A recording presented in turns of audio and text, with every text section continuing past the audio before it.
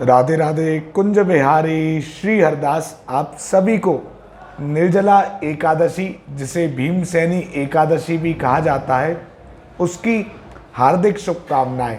आज हम सभी श्री बांके बिहारी जी मंदिर से निर्जला एकादशी की बहुत सुंदर एवं महत्वपूर्ण कथा का श्रवण करेंगे। तो आप सब भी अपना ध्यान बांके बिहारी जी के श्री चरणों में रखते हुए, साथ ही इस वीडियो को भी ज़्यादा से ज़्यादा शेयर करते हुए एकादशी की कथा का श्रवण करें, ताकि आपको तो कथा सुनने का पुण्य मिले और दूसरों को भी कथा सुनने का पुण्य मिले, और आपको उनको सुनाने का भी जो फल होता है वो भी मिलेगा। क्योंकि ठाकुर जी के नाम की जितनी चर्चा करी जाए और चर्चा ना कर सको तो साथ ही साथ प्रचार भी किया जाए, तो चर्चा और प्रचार दोनों ही बहुत आवश्यक हैं। तो आप सब ध्यान लगाते हुए ठाकुर जी के श्री चरणों में निर्जला एकादशी की कथा का श्रवण जरूर करें। तो सबसे पहले तो बांके बिहारी जी का ही हम आशीर्वाद लेते हैं। नमः कुंज बिहारिण्यै, नमः कुंज बिहारिणे, स्वामी श्री हरिदासाय गुरुणाम गुरुवे नमः। राधा मेरी स्वामिनी, मैं राधे जू को दास, जन्म जन्म मोह दीजियो, श्री वृंदावन को वास। वृंदावन सो वन नहीं, नंद गाँव सो गाँव, बंसी बट सो बट नहीं, कृष्ण नाम सो नाम।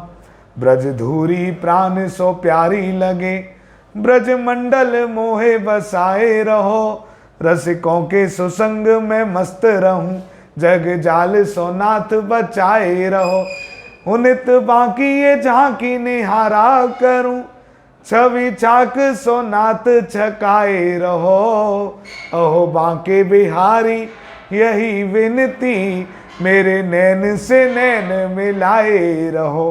तो आप सब अपने नैना बांके बिहारी जी की ओर केंद्रित रखते हुए ज्येष्ठ शुक्ल पक्ष के निर्जला एकादशी की पावन कथा का श्रवण करें।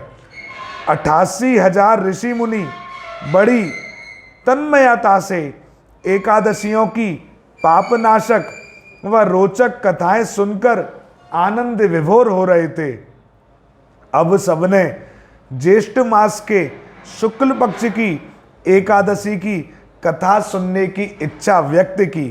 तब सूत जी ने कहा, एक बार श्री भीमसेन व्यास जी से बोले, हे पितामह, भ्राता युधिष्ठिर, माता कुंती, द्रौपदी, अर्जुन, नकुल और सहदेव आदि एकादशी के दिन व्रत करते हैं और मुझे भी एकादशी के दिन अन्न खाने के लिए मना करते हैं।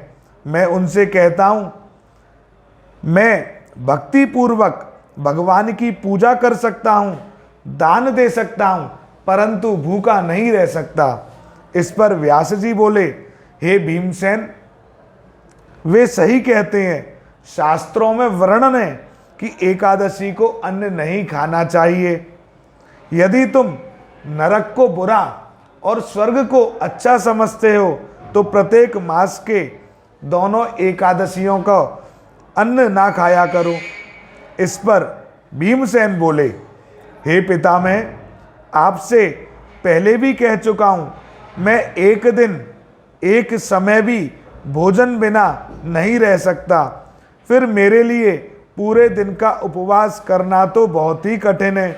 मेरे पेट में अग्नि का वास है, जो अधिक अन्न खाने पर ही शांत होती है। यदि मैं प्रयत्न करूं तो वर्ष में एक एकादशी का व्रत अवश्य कर सकता हूं। अतः आप मुझे कोई एक ऐसा व्रत बतलाइए जिसके करने से मुझे स्वर्ग की प्राप्ति हो। श्री व्यास जी बोले, हे वायुपुत्र, बड़े बड़े ऋषि और महर्षियों ने बहुत से शास्त्र आदि बनाए हैं। यदि कलयुग में मनुष्य उन पर आचरण करे तो अवश्य ही मुक्ति को प्राप्त होता है। उनमें धन बहुत कम खर्च होता है और उनमें से जो पुराणों का सार है वह यह है कि मनुष्य को दोनों पक्षों की एकादशियों का व्रत करना चाहिए। इससे उन्हें स्वर्ग की प्राप्ति होती है। श्री व्यास जी बोले, हे भीमसेन, कृष्ण और मिथुन संक्रांति के मध्य में ज्येष्ठ मास की शुक्ल पक्ष की एकादशी होती है, उसका निर्जल व्रत करना चाहिए। इस एकादशी के व्रत में स्नान और आचमन करते समय यदि मुख में जल चला जाए तो इसका कोई दोष नहीं है, लेकिन आचमन में 6 माह से जल से अधिक जल नहीं लेना चाहिए। इस आचमन से शरीर की शुद्धि हो जाती है।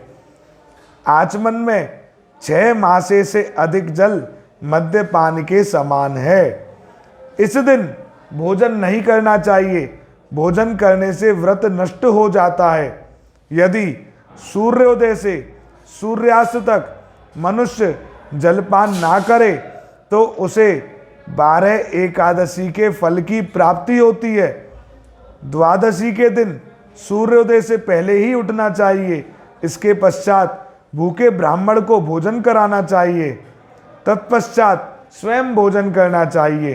हे भीमसेन, स्वयं भगवान ने मुझसे कहा था कि इस एकादशी का पुण्य समस्त तीर्थों और दान के बराबर है। एक दिन निर्जला रहने से मनुष्य पापों से मुक्त हो जाता है।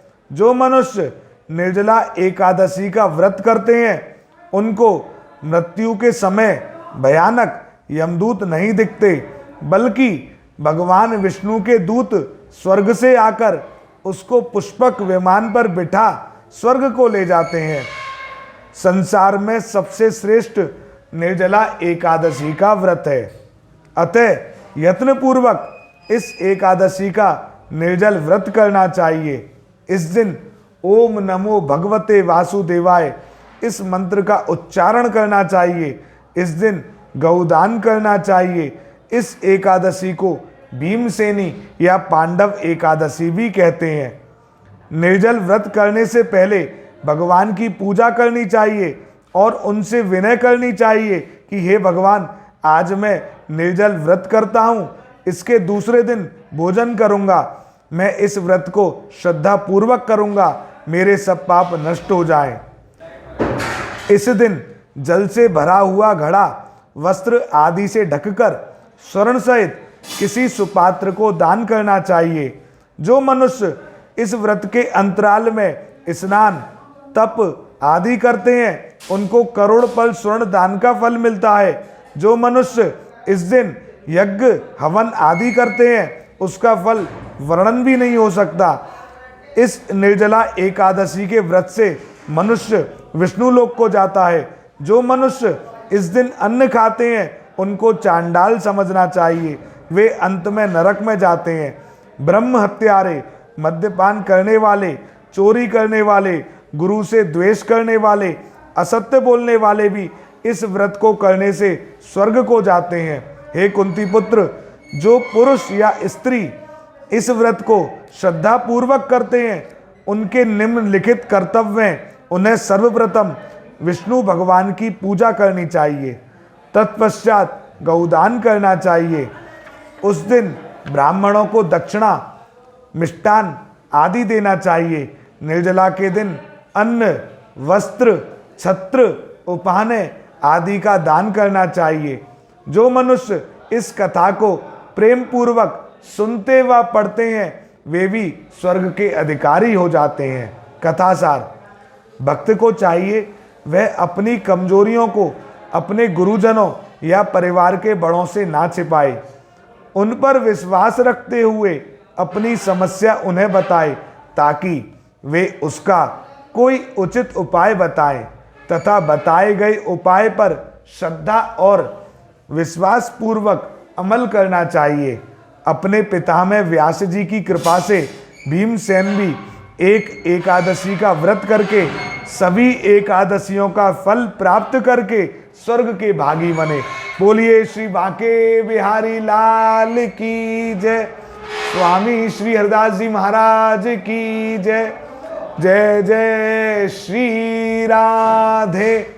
आज हमने बहुत ही सुंदर कथा का श्रवण किया और एकादशी के व्रत की क्या विधि है उसको भी विस्तार से जाना।